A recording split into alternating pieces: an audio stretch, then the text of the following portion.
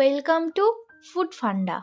আজ তৈরি করব খুব সহজেই দোকানের মতো পিৎজা বাড়িতেই। চলুন রেসিপিটি শুরু করা যাক। তার জন্য সবার প্রথমে আমি একটি বাটিতে নিয়ে নেব 2 কাপ ময়দা, দেব 1 চামচ লবণ, 2 চামচ চিনির গুঁড়ো, 2 চামচ ড্রাই ইস্ট। এই সবকটি উপকরণগুলিকে একবার ময়দার সাথে ভালোভাবে মিশিয়ে নেব। ভালোভাবে উপকরণগুলি মিশিয়ে নেওয়া হয়ে গেছে। এবার দিয়ে দেব 2 চামচ তেল ও 1 কাপ জল। জল দিয়ে একটি নরম ডো তৈরি করে নেব। প্রায় আধা ঘন্টা সময় ধরে খুব ভালোভাবে হাতের তালুর সাহায্যে নরম একটি ডো তৈরি করে নিতে হবে। যত বেশি সময় ধরে ডোটি মুথে নেওয়া হবে, পিৎজার বেস তত ভালো তৈরি হবে, দোকানের মতো সফট ও ফ্লাফি। অনেকক্ষণ ধরে মেখে নেওয়ার ফলে ময়দাটি আগে যেমন হাতে লেগে যাচ্ছিল, এখন আর তেমন হচ্ছে না। এবার একটি বাটিতে ময়দার ডোটি নিয়ে ওপর থেকে একটু তেল ছড়িয়ে দেব। ময়দার গায়ে খুব ভালোভাবে তেলটা মাখিয়ে এবং বাটির চারিপাশেও তেলটি ভালোভাবে মেখে নিতে হবে। এবার একটি প্লাস্টিক র্যাপার দিয়ে মুড়ে 1 ঘন্টার জন্য রেখে দেব। 1 ঘন্টা পর দেখতেই পাচ্ছেন ময়দাটি কতটা ফুলে উঠেছে, কারণ এর ভেতরে ইস্ট দেওয়া ছিল।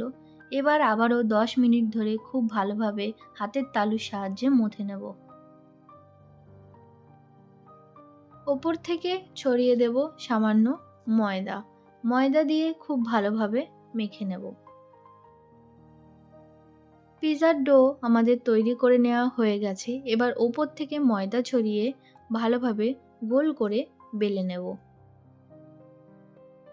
যেহেতু ময়দা ইস্ট দিয়ে মেখে নিয়েছি, তাই জন্য রুটিটি বেশ পাতলা বড় করে বেলে নিতে হবে। এবার একটি বেকিং ট্রে নিয়ে নিয়েছি, তার উপর দিয়ে দিয়েছি বাটার পেপার। তার উপর থেকে পিৎজা বেসটি দিয়ে হাতের সাহায্যে খুব বড় পাতলা করে নিতে হবে। এবার একটি কাঁটা চামচের সাহায্যে পিৎজা বেসের ভেতরে ফুটো ফুটো করে দিতে হবে, যাতে বেসটি পাউরুটির মতো ফুলে না যায়। এবার দিয়ে দেব পিৎজা পাস্তা সস, দেব সামান্য টমেটো কেচাপ, আর দেব 1 চামচ মেয়োনিজ। এই 3টি উপকরণ ভালোভাবে মিশিয়ে পিৎজা বেসের চারিপাশে ছড়িয়ে দিতে হবে। খুব ভালোভাবে সসগুলিকে বেসের ওপর ছড়িয়ে দেওয়া হয়ে গেছে। এবার বেশ খানিকটা পরিমাণে চিজ নিয়ে ওপর থেকে গ্রেট করে দেব।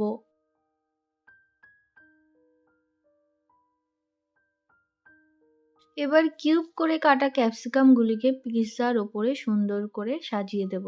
পেঁয়াজের কিউবগুলিও ওপর থেকে দিয়ে দেব। এবার ওপর থেকে দিয়ে দেব কিউব করে কেটে রাখা পনির। দিয়ে দেব ভাজা চিকেনের টুকরো। পিৎজার টপিং যে যার ইচ্ছা মতো নিজের পছন্দ মতো সবজি, চিকেন, পনির দিয়ে সুন্দর করে সাজিয়ে নেবেন। ওপর থেকে আবারও গ্রেট করে দেব বেশ কিছুটা পরিমাণে চিজ। পিৎজা যত চিজি হবে খেতে তত ভালো হবে। ওপর থেকে ছড়িয়ে দেব অরিগানো, আর দিয়ে দেব চিলি ফ্লেক্স। পিৎজা আমার তৈরি হয়ে গেছে বেক করার জন্য।